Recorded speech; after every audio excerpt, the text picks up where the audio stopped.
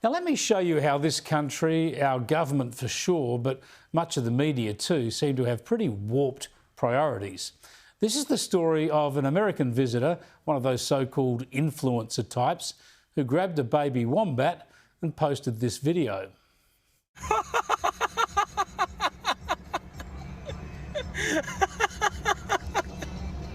Look at the mother. It's like, oh, it's chasing after her. I got a baby wombat. Okay, Mama's right there.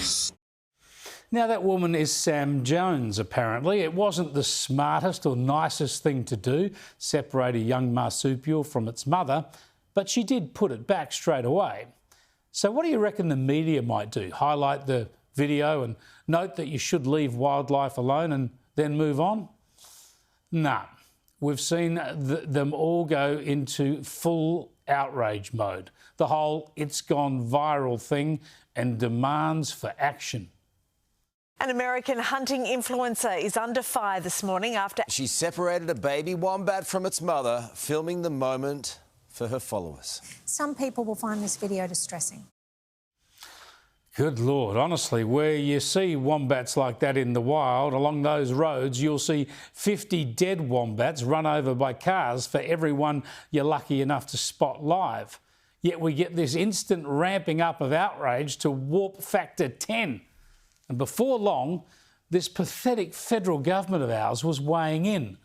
The foreign minister, no less. I actually just saw that as I was sort of prepping for this interview, and it looked pretty dreadful, didn't it? I'll leave those sorts of questions to Tony Burke and to the authorities, but really, leave the wombat alone. I kid you not. You don't think they've got something else they could get active about? The Home Affairs Minister, Tony Burke, bought into the controversy and even declared that Jones's visa was being reviewed. Seriously, they're talking about deporting someone for picking up a wombat. Burke has suggested she'll have a lot of trouble getting into the country next time. Now, it turns out that Jones is a hunter, as you heard there, so I guess people think she's fair game. But the pile-on is just ridiculous. On one level, it's hilarious, of course. A government that can't stand up to China over live firing exercises, deciding it can get all muscular against a TikTok tourist who picked up a wombat. A government that's destroying our electricity grid, lashing out at someone for cuddling a marsupial.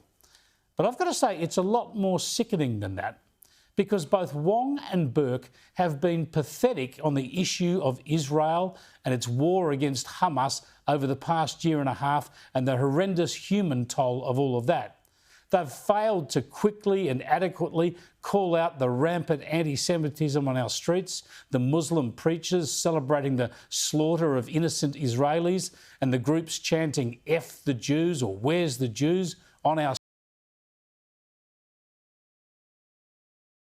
on tourism visas without proper security checks, while they've blocked the entry of a former Israeli minister.